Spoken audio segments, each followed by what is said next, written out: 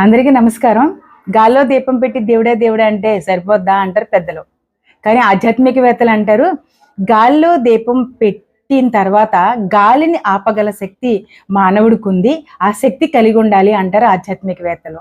అంటే మనం ఏ పని తలపెట్టినా ఆ శక్తి అంటే మనం తలపెట్టినటువంటి పని క్లియర్‌గా, క్లారిటీగా ఉన్నట్లయితే భగవంతుడు అంటే మనలో ఉన్న భగవంతుడు ఖచ్చితంగా విని ఆ పని చేసి పెడతారు. ఆ స్థితికి మానవుడు కంప్లీట్‌గా వచ్చేస్తే ఫుల్ సక్సెస్.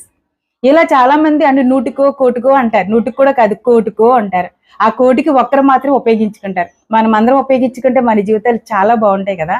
అంటే దైవశక్తి మనలో ఉన్నటువంటి దాన్ని మనం చాలా క్లియర్‌గా ఉపయోగించుకుంటే ఖచ్చితంగా తూచా తప్పకుండా ప్రతిది అయిపోద్ది. మనం తలపెట్టిన ప్రతి పని అయిపోద్ది. ఖచ్చితంగా అయిపోద్ది. ఎప్పుడు? మనం గట్టిగా విశ్వాసంగా ఉంటే. సో, గాల్లో దీపం పెట్టినప్పుడు గాలి